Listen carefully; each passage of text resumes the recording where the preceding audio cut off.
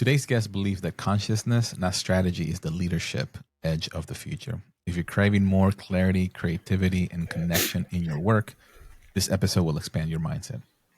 Hi, I'm Gino Degregori, and welcome to the Kind Leader Podcast. Our guest today is Charley Johnson. He is the world's first Chief Consciousness Officer, former president of the Pay It Forward Foundation, and founder of the Chief Consciousness Officer Training. He's a pioneer in integrating emerging technologies with higher awareness, helping leaders not just perform better, but become more whole, connected, and clear. He's also the author of Truth Has No Sides, a powerful reflection on the path to personal and collective expansion. Why does this conversation matter today for me is as the world grows more divided and uncertain, Charley's work shows how neutrality, clarity, and consciousness can elevate leadership beyond reaction and into presence, power, and peace. Charley, welcome to the podcast here. To kick us off, can you share with us a little bit about you and your journey, please? Yeah, really quick. One comment. Yep. This is a perfect way to start, and then I'll get into it. When you said strategy or consciousness, Yep. That is the issue as to why the world is the way the world is. Our mind is divided. It is either Catholic or atheist, Republican or Democrat, strategy or consciousness, purpose or profit. We only know or. Gotcha. Up or down. Once we understand the tool we've been given only knows one or the other, then we can start merging because it's strategy and it's consciousness. It's purpose and profit. It's both and everything. Because when we talk about Democrat or Republican, both exist. Yep. Catholic or atheist, both exist. Up and down, both exist, right? Yep. So yeah, it's strategy and consciousness. Love it. The and, not or. Love it. Exactly. Yeah. Born and raised in Utah, very religious state, as most people know. I was not religious at all. I wasn't Mormon. I wasn't Catholic. I also wasn't atheist. It wasn't something that we were for, and it wasn't something we were against. So looking back early on, I was already being groomed to be neutral in a sense. At the age of 16, I was offered a job, and I jumped at it because I never felt right as a kid. I mean, there was nothing weird. I always had friends. I had kids in high school that always took care of me. The older kids always took care of me. It was the weirdest thing in the world. But as soon as I got around adults, I really thrived. I loved being around the executives. I loved being around the office, asking questions, learning, being a sponge. Just for something, that's how I was built. The CEO that took a chance on me and saw something in me at a very early age, she passed away very unexpectedly early into the business. That was a Saturday. Myself and another individual who became my partner, we took over on a Monday. It was 150 employees, so it wasn't big, but it wasn't small. Right. Very early into our age, early 20s. Blissfully ignorant to what we had to do. We took off, did well. I flew 2 million miles during that time. I was the face, I was the sales, the marketing, the trade shows, out in front, helping with the reps and the sales, everything. He was the back end, the operations. And the reason I told you about the 2 million miles flying is because 7-8 years in, I developed a fear of flying. Oh, wow. In the moment, I didn't like it. In the moment, it was taking everything away from me. It was getting me to the point where I had to leave the business. I wasn't doing what I was needed to do. Now, looking back again, it was the first time the universe really stepped in and said, we need you elsewhere, right? So you and I could be having this conversation 15 years later. Wow.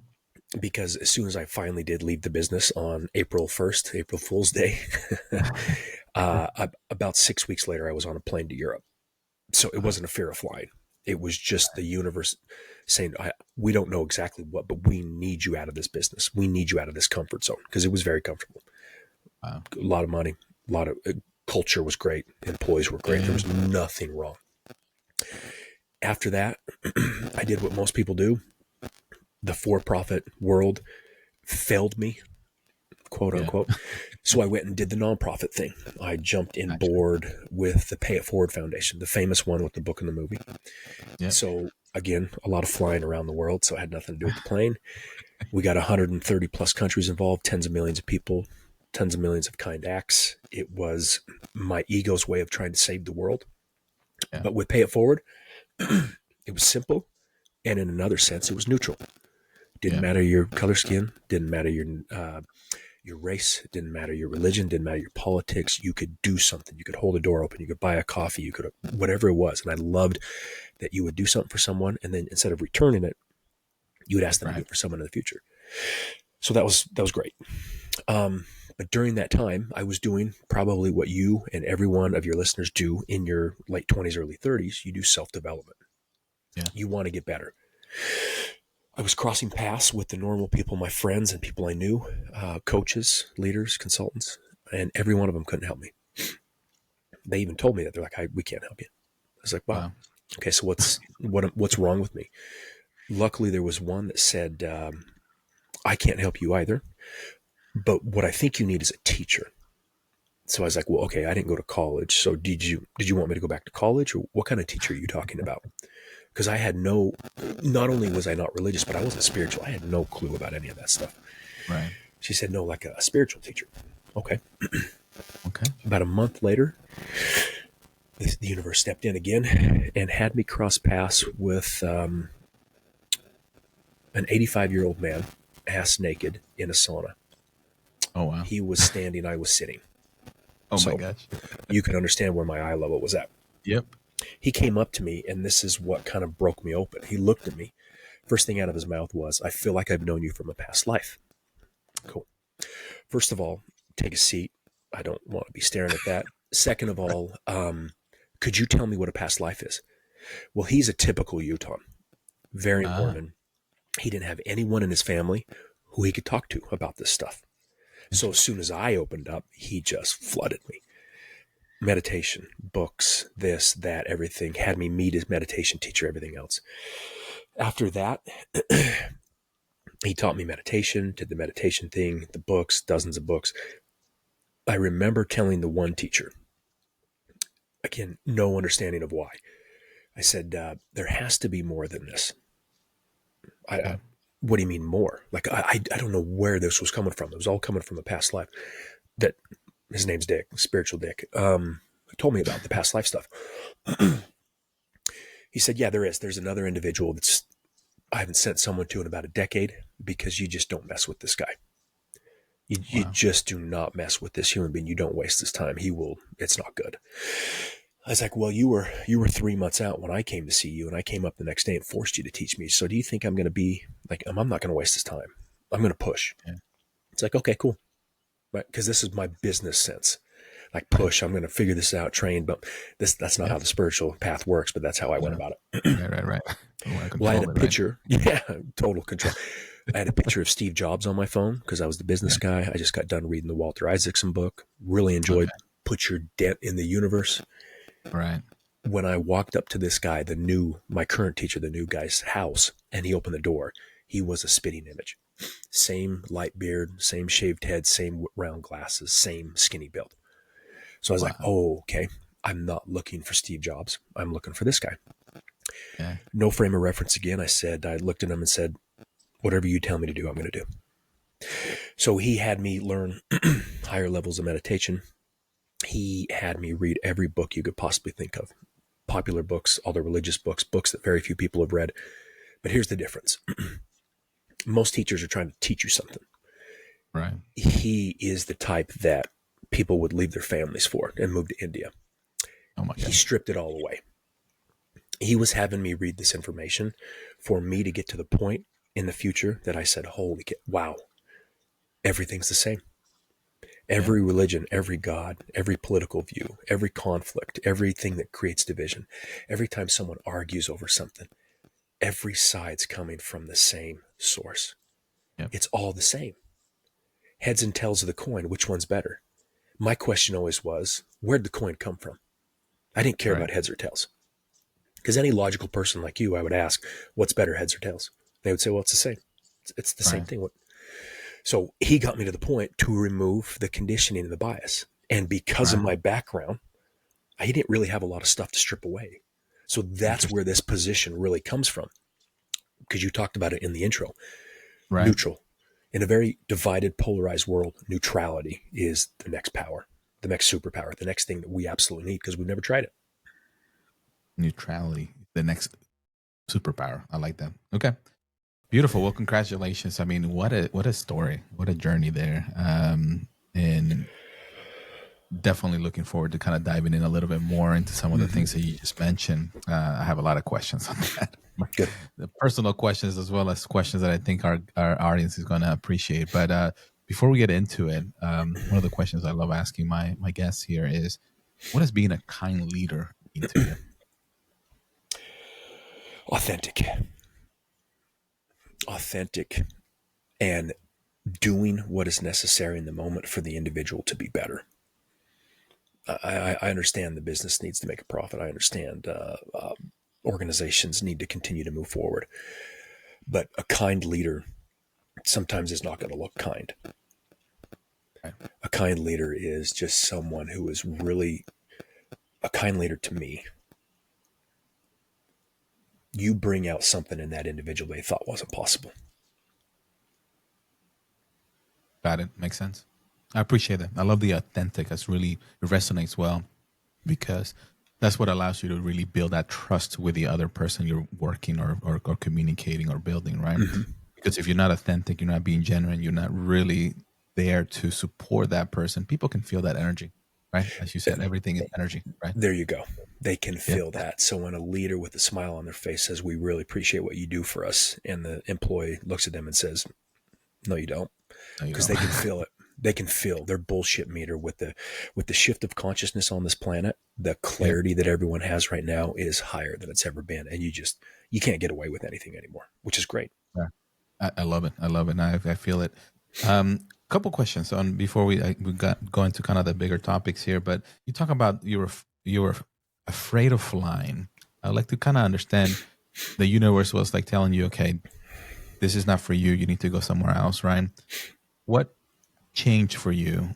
Like, because you said you were afraid of flying, and then after you left that job, the first thing you did, you went into, you took a flight. Was it, you said it wasn't that I was really afraid, but did you have to like navigate through that? And like, what did you do? I guess is what I'm curious on. So a question like that has an individual looking for an answer of why. We're always looking for why, right? Of course. Yeah. My answer, because of my understanding of the universe, consciousness, and how this works, why did the apple fall from the tree? Mm. It was just ready. Yeah. It doesn't fall from the tree a second too late or a second too soon. So when it comes to the plane, I thought I was navigating through it. But what I've noticed with my things in the past is I'll have a fear of something and I realize it's trying to push me in a different direction. And then all of a sudden it just pops like a bubble and goes away. Now I spent many years on the spiritual path thinking I had control over that, trying to heal myself and make things better. And a great teacher that I love by the name of Adi Ashanti said the same thing about the apple, because so many people came to him and said, when will I understand my gut? When will I understand my intuition? When will I let go? When will I become enlightened? And he always said, he's the kindest person in the world. He always said, you will let go when you let go. Not a second too soon and not a second too late. Now, this spiritual path is a multi-10 billion people jumping on board, all the different modalities. That's all my book's about, is all the modalities I had. And I had a teacher, I had a teacher that people would kill for. Okay. So I had access to all the high level modalities, high level teachers. And it was necessary in the moment, like an 8-year-old believing in Santa Claus. And then when you get older, you realize it's mom and dad, right? It's just part of the process. I needed to go through those steps because now I'm right back where I started. There's a lot of distractions on the spiritual path. So to your question, I thought I was working through it, but then one day I just got on a plane. Just did it. Okay. Beautiful. Yeah. And that's the thing. And it wasn't so much the why as it was there a how? It sounds like there was no how. It was more like it just did. It just happened, right? I allowed it to happen. Yeah. We have, it's like asking someone, why do you like chocolate ice cream instead of vanilla? Yeah, I just did. They're gonna come up with a lot of whys, a lot of hows. Will this happen? You just like chocolate over vanilla. I know that's a very vague answer, but once you really, if you dig deep enough, you better get comfortable with contradiction and vagueness. Yeah. Well, and there's a reason I'm asking, because not just to be curious or really understand the why from an analytical perspective, is more from as my spiritual journey that I've been going through since 2020. I've been noticing some things in my path that keeps either, I'm sorry, not my past, in my present that keeps coming up, right? And I'm a pilot myself, and but I've developed, and I'm being vulnerable here. Whoever listen, I know I have pilot buddies here, but I've developed a fear of flying. Okay. And when I say that, I don't say like I don't want to ever fly, but I'm like, there is something about being in the plane. There's something subconsciously that if I'm flying by myself, my biggest fear is what if I pass out? That's it. Right? I've never passed out in my life. Yep. But it's a fear that is in there somewhere. So, that and here's this is a great question, because yeah, when we have these vulnerable moments, we are trying to figure out the why, like you said, or the how. of course. Yeah. When we do that with the human mind, we are basically dealing with the leaves of a tree. Right. And when we want a tree to grow, do we water the leaves or do we water the root? The root. Yeah. That fear has always been in you.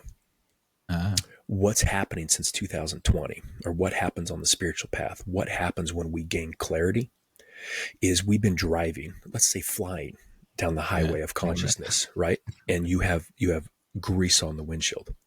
Right. So you're just guessing what's on the other side. When we awaken, we go through the spiritual journey like you just talked about from since 2020, you're removing the grease. So you could have been flying your whole life and thought you were on the road. All of a sudden the windshield gets clear and you're like, holy shit, I'm 10,000 feet in the air. Yep. What happens is, for the last few decades, when you talk about a mental health crisis, when you talk about confident people bringing up thoughts they never thought they would have, or they're starting to doubt themselves, we were really good for the past few decades of suppressing what we didn't want to think about and what we didn't want to deal with. Right. The rays of consciousness on this planet forces everything up. So you now have developed this small fear of flying. Just take that out and enter in any other fear that any other of the 8 billion people on this planet are having. You have a mental health crisis. Everyone thinks it's psychological. Everyone thinks they need to go see therapy. What it is like an 11-year-old who has growing pains. I don't know of any parent that took the 11-year-old to the doctor and had their knees replaced.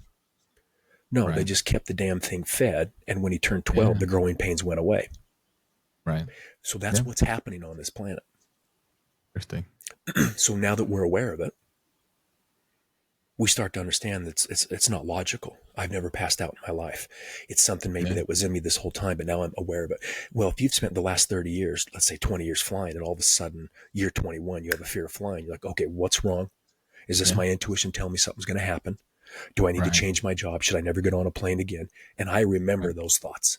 That's, you talk about the how and why, and it just changed. I do remember those thoughts, because 2 million miles, and now I'm worried about the fuel in the plane falling out. Like they didn't put enough fuel in it. And then again, a month later, it went away. But that's the shift of consciousness on this planet. It's bringing clarity. With clarity, it brings the good and the not so good.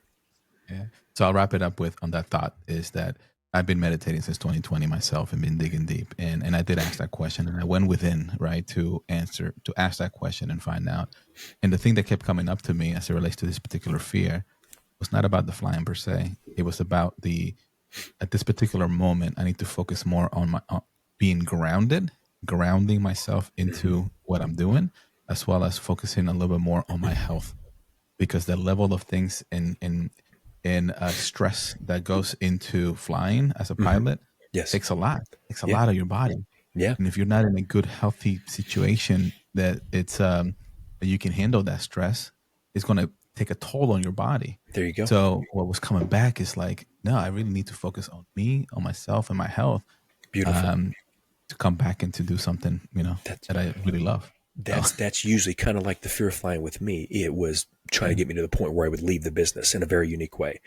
Your fear is probably trying to, like you said, to get you to become more healthy so you could live a longer life with your family. Yes. Probably has nothing to do with the fear of flying. That's a great understanding. Great I realization. Bring that back to share to the audience, right? That this is definitely, I love what you're coming from, and I think this is very much necessary in everywhere, right? But coming back to the business world, right? You coined the title of Chief Consciousness Officer. I would love to understand a little bit more about that. What does that role look like? What do organizations really need it now more than ever? You remember 30 years ago when technology took over Yeah. and everyone knew online was going to be a big deal. They needed websites. They needed to figure everything out. Well, there was a lot of intelligent people in those companies. Not a Yeah. single one of them knew how to create a website or code or a URL or any of that. So they look to the corner and they're like, hey, those weird individuals over there that we don't really talk to, we should start hiring them. Yep. So they Yep. hired CTOs, right? The Yep. CTO is a staple in the C-suite now for every Mhm. size of company, small, medium, Right. and large. The center of humanity, the last frontier is not space. The last frontier is consciousness. Mm. The center of humanity has always been consciousness. The difference now, everyone's becoming aware of it. These companies, every company, is going to want someone on staff who understands what consciousness is at a very high level, a very clear level, and can translate it. Just like when I was talking to you about why we have a mental health crisis. Right. Someone on staff who talks about the root of the issue, not the leaves. Because we have a mental health crisis when we talk, oh, it's the government. Oh, Right. it's the religions. Oh, it's this organization. Oh, it's capitalism. Oh, it's my boss. Oh, it's my wife. Oh, it's my kid. No, it's not. It's not. This individual, to your key point in the introduction, is neutral. Mm. Now, to that point, since the beginning of humanity, we have always chosen sides. We've always been divided. We've always been conflicted. And at this point right now, I would assume you would agree, and so would your Yeah. listeners, that we are more divided and conflicted than ever. 1,000%. Yeah. We have never had anyone on staff who is neutral. Ever. You can say the chief people officer is, you can say HR is, that's fine. They do their best. They do incredible work. Right. But I mean, no bias, no conditioning, completely neutral. Because if you're in the business long enough, you understand where someone stands. Oh, You know if they're yeah. Republican or Democrat. You know their religion. You know if they Right. believe in God or not. Which, again, I don't have a dog in the fight. Right. Right.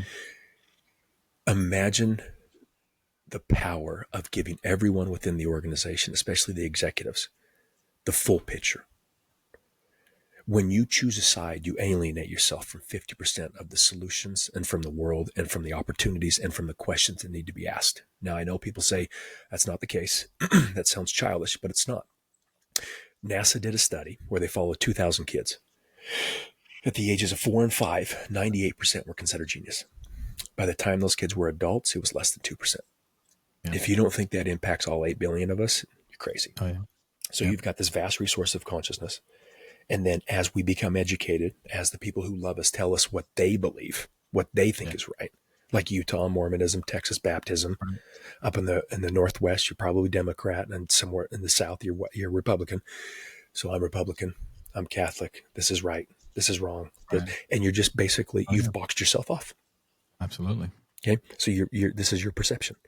The chief consciousness officer takes this perception of everyone within the organization and expands it. You only have access to the blinders. You only have access to Oh, that. yeah. When you expand your awareness, different questions, different solutions, different answers, different strategy, as you put it, Right. different ways to hire, different ways to finance, different ways for marketing ideas, different ways to sell. The chief consciousness officer is a full-time position. It's not the same as conscious leadership or conscious management that comes in for 4 weeks and then for a month and then they're gone for Right. the other Right. 11 months. This is a full-time position. And one thing it's not spiritual. And it has nothing to do with the wellness programs we've implemented in the last 20 years that have done not that much. I know everyone's heart was in the right place, Okay. but look how divided businesses are, how employees and Oh, yeah. executives, the gap. Okay. Right. So is it working? Yeah. Doesn't seem to be working.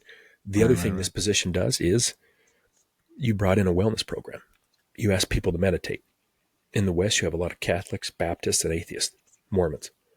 As soon as they were asked to meditate, they thought it was Buddhism and they were completely turned off. Oh, yeah. So this position understands that. This position understands the full picture, understands all the religions, all the politics, has clarity, has neutrality, is not for or against anything. That right there has never been tried. It may be a disaster, but maybe not. Maybe not. Yeah. And you mentioned it's not spiritual. So what is it's just neutral, basically, is what you're saying, right? Just neutral. Everything's consciousness. Everything Okay. physical and non-physical. Right. It is fundamental to our reality. Right. It is not created by the brain. All the near-death experiences, all the people who have those unique experiences, when the EKG is completely flatlined, the heart's gone, they're dead for 10 minutes, nothing. They can tell you everything that's going on in the room. They can tell you Yep. everything that was said, everything that was tried to resuscitate them. Yep. Brain's gone. So if the brain creates consciousness, why is that person able to tell you everything Yeah. that's going on, the doctor said? Consciousness is fundamental. Right. To the people listening, when they say, what is consciousness? The greatest metaphor, very simply put, because there's no reason to get into the scientific expertise of it, because even the scientists don't really understand, because it's something that we Right. will never know as a human. Right. We will never know. Interesting. Okay.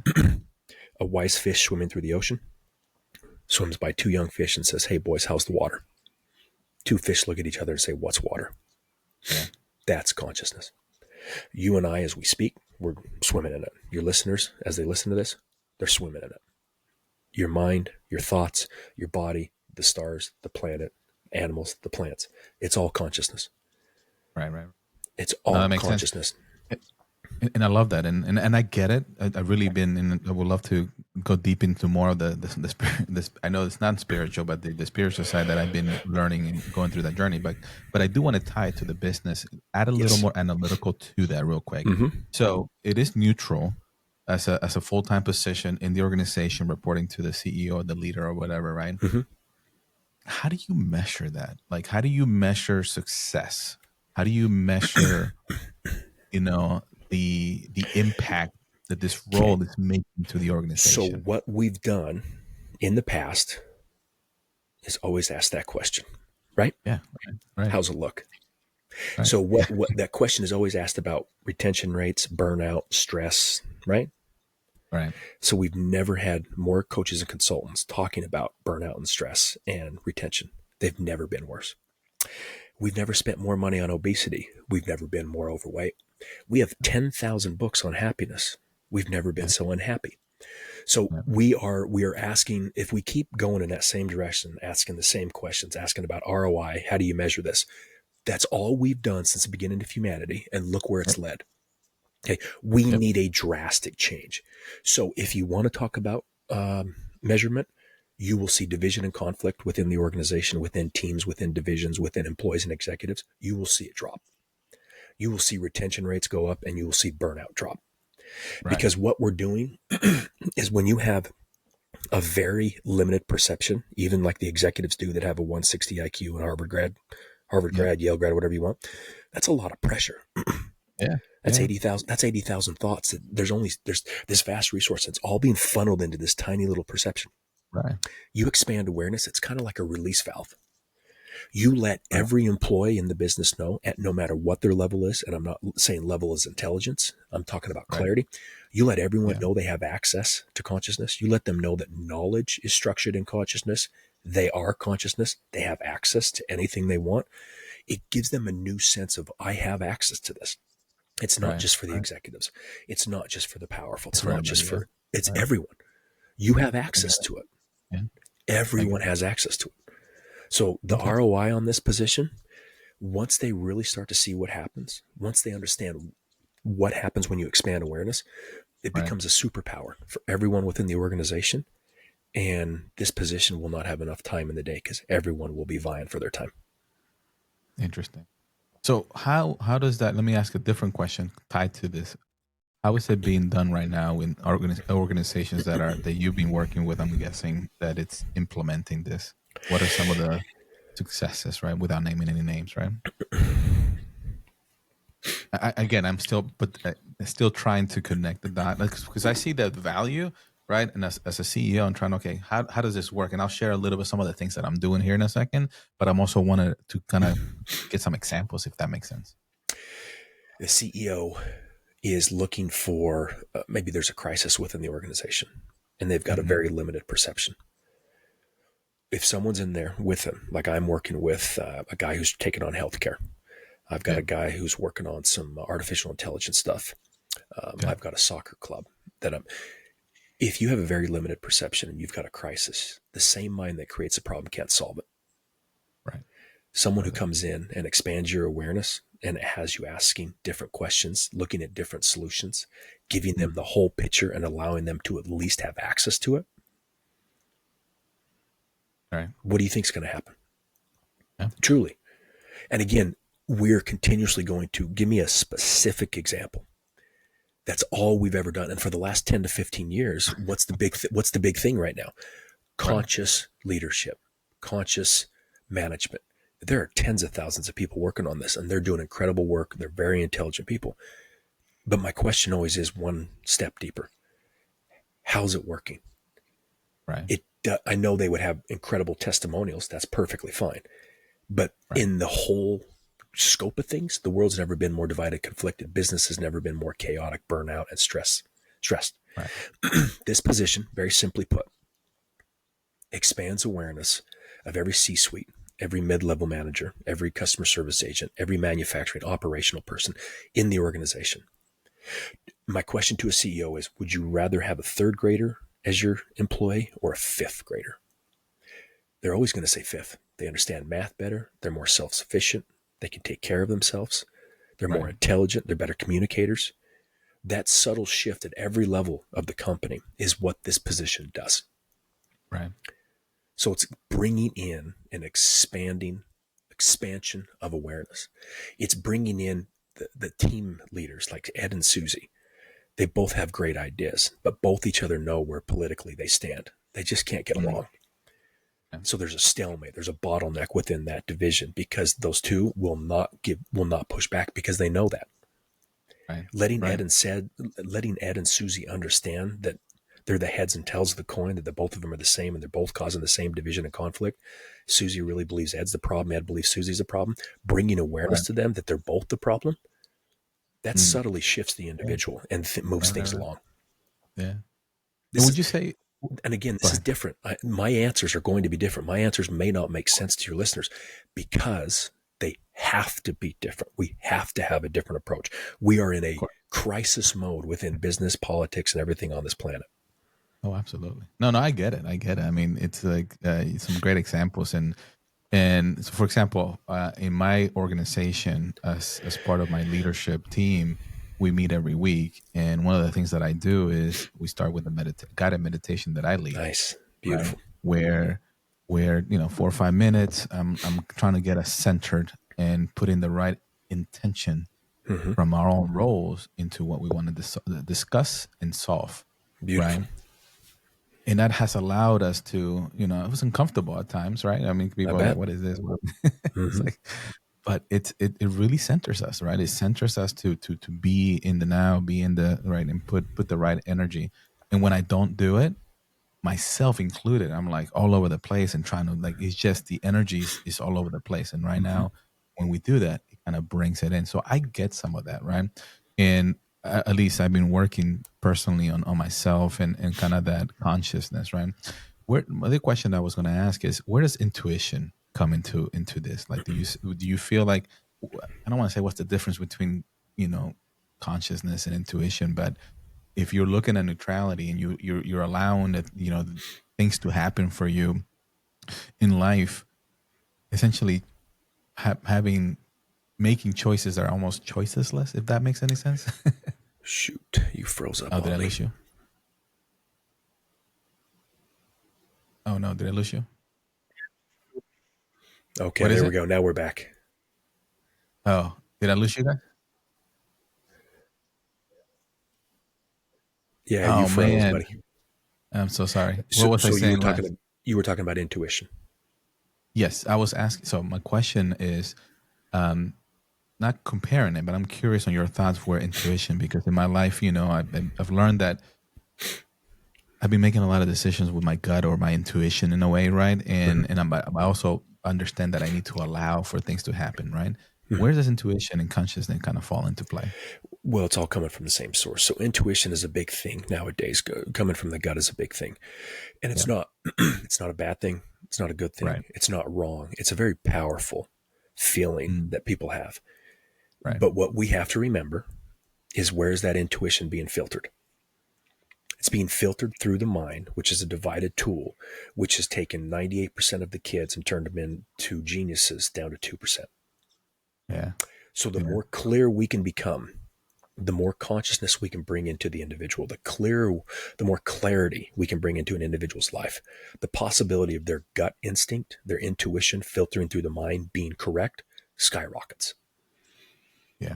Gotcha. Because I like that. the intuition of a Republican is going to go against the intuition of a Democrat. Uh, Where we're That makes missing, again, here's the world, because I yeah. hear these same questions all the time. I hear the same thing about intuition. I hear the same thing about gut instinct. I hear the same thing that we care about our kids, and I love this, and I want to leave the world better for the next generation.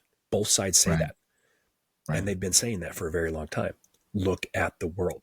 We have to bring in, this is divided, and we have to bring in levels of consciousness, levels of clarity into every part of the discussion. And we have to have answers like we just discussed.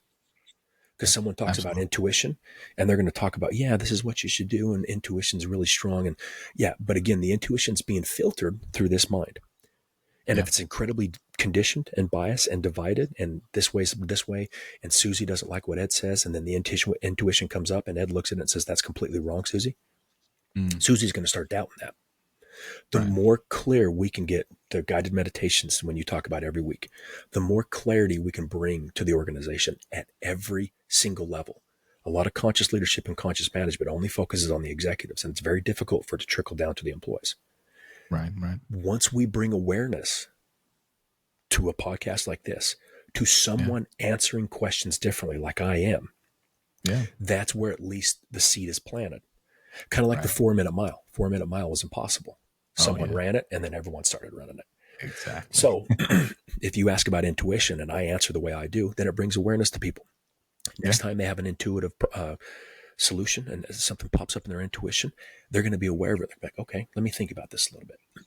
Yeah. How Yeah. do I expand how do I strengthen my intuition, but how do I expand my clarity so when my intuition comes up, there's a higher percentage of it being correct, and I can trust it, Yeah. and I can understand it. Just, that's the big Yeah. thing. Intuition is a huge thing. Intuition, I mean, our thoughts come out of nowhere. The Oh yeah. intuition comes out of nowhere.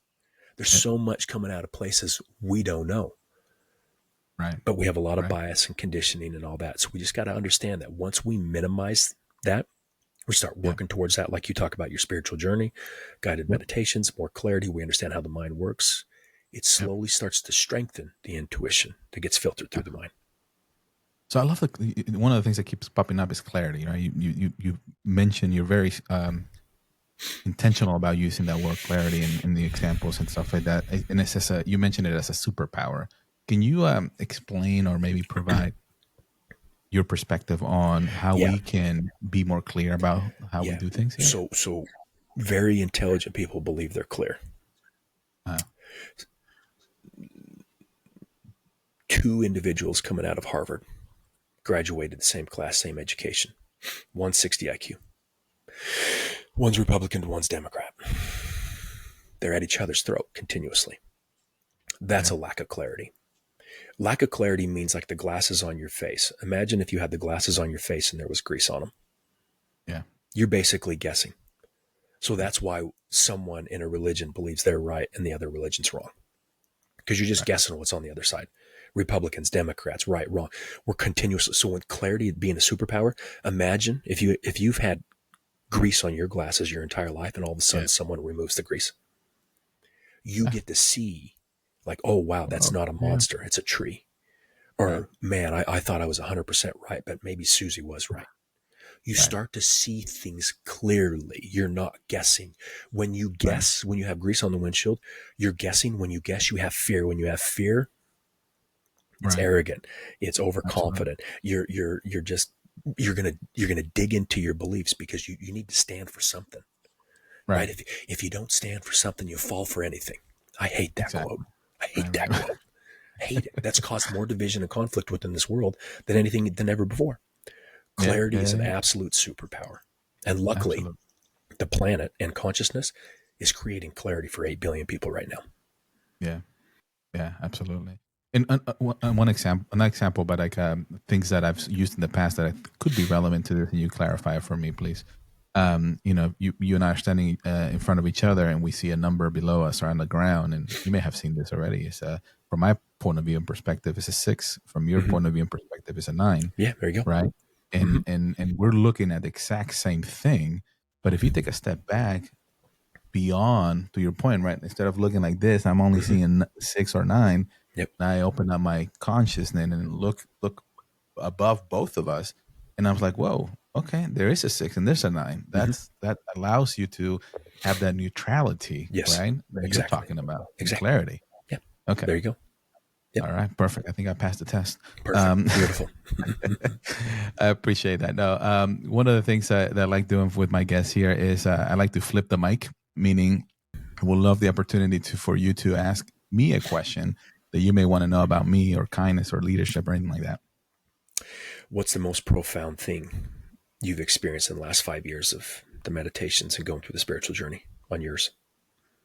Oh, there's so many. It has been an amazing journey, to be honest, and has allowed me to go deep into a world where I didn't know it existed, right? And it had allowed me to provide more clarity into my I would say my purpose to a point, and kind leadership kept popping up in my meditations and the things that I wanted to do, to a point, Charlie, that I wasn't ready for this podcast a year and a half ago. And in my mind, it kept popping up. It's like, you have to do it. You have to do it. You have to do it. And synchronicity happened. I bumped into, or I got introduced to Aaron, and Aaron's like, hey, I'll give you a turnkey platform to make this happen. And how can you say no to that? And that became like, okay, this is what I'm supposed to do. I am running an IT company, right? Federal commercial stuff. And this kept popping up that I need to put this message out there. Mm-hmm. The right timing and people came into my life, and I jumped into it, allowing this thing to happen, even though I'm like, oh, nobody wants to hear about leadership. Nobody wants to hear about kind from an IT person. Mm-hmm. And that has helped me. And I think that was that clarity and that allowing it to listen to that internal source or voice, whatever you want to call it, to allow me to be this person that I am, and share this knowledge and wisdom with the guests that are coming, like yourself, right? This Beautiful. knowledge and wisdom that you're teaching is just like, I learn every time. So Awesome. Yeah, isn't that interesting how that kept popping up? yeah, Like, and where did that thought come from? right, consciousness, right? Well, I was just saying it came from conscious, but there's the universe is usually telling us what it is that it needs us to do, or what our soul asks for. And if we don't do it, you develop a fear of flying, and it forces you out into a position where it just pushes you to make that change. So for you, it was kind leadership, and then all of a sudden you meet Aaron. It's like, hey man, I'll make this as easy as possible for you. Oh, interesting how the universe works. Right. Exactly. Mm-hmm. Exactly. Well, thanks for that question. That's a great question. So, as we're kind of coming down to a descent, rapid fire questions for you. One book every leader should read.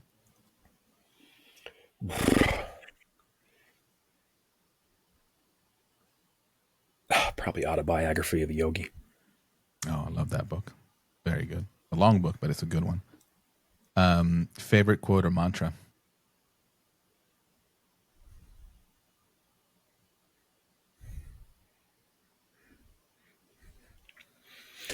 My 14 and 11-year-old would laugh at this, but everything is consciousness. Everything is conscious. I love it. Okay. If you could have coffee with anyone, past or present, who would it be and why?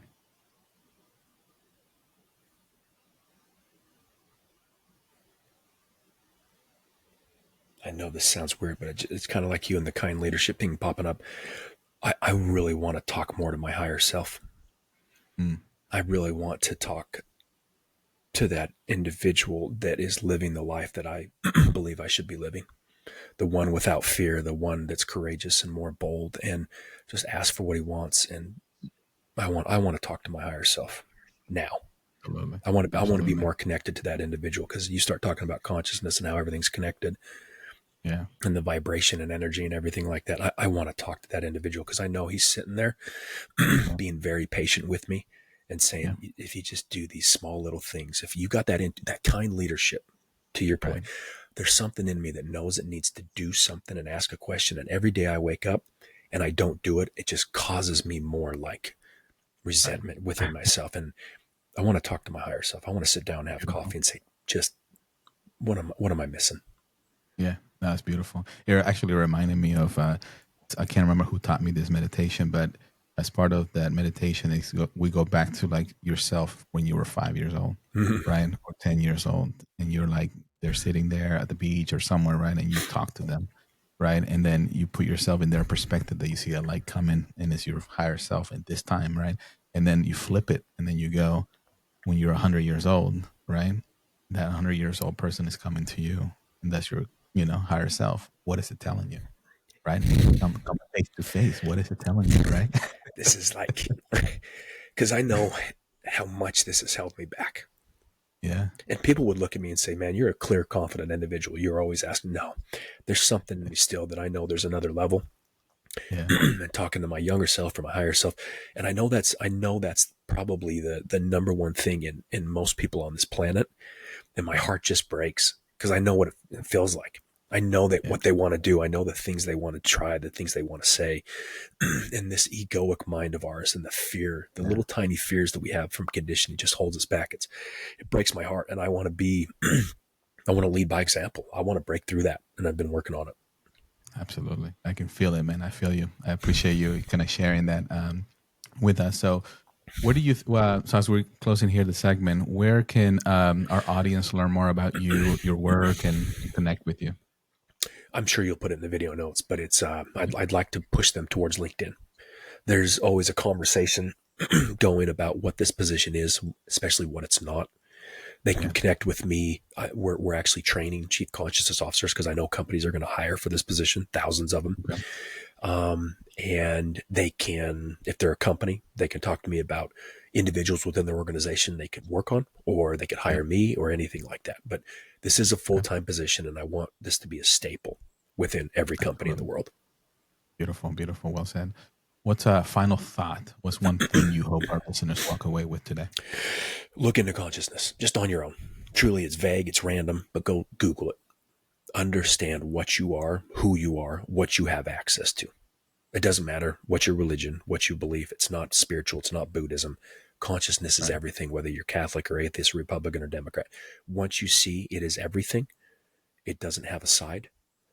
Yeah. You can tap into it however you choose, with whatever belief and whatever angle and whatever ideal you have. Everything is consciousness. You are consciousness. Look into it. Beautiful. I love it. And I did look on the LinkedIn. I love that picture of that fish you just explained, right? The fish Mm-hmm. is one, it's like, what do you think about the water? It's like, what water, right? Like, we don't Mm-hmm. know. And I love that. Like, it Yeah. really resonated. So And that's the easiest go. way to understand something we'll never explain. It at least Yeah, lets you know it's there. You can tap into exactly. it. Love to. Love it. Love it. Hey, Charlie, it's been an amazing, amazing conversation. I loved every bit of it. And I love your perspective, right? And the challenges and some of the questions that we kind of went through is like there's not always an explanation. It just is sometimes, right? And that clarity that we really need Yeah. in our lives Yeah. to have that neutrality. I love that. I think I want to take away from my perspective is taking away this and being more neutral and expanding my world, and then you stop looking at it from one perspective. Yeah. I'm already navigating through some things, some Beautiful. challenges this week, and I'm Beautiful. like, I can. If what if I open up, right? If I be more clear about where that's coming from, I want to be a better leader, a better person, right? And we're gonna all be vibrating at the same level. So thank you Yeah. very much for all the things that you do, and for our audience, thank you for being part of the Kind Leader podcast. And remember, be kind, bring value, rise together. Have an amazing day, everybody.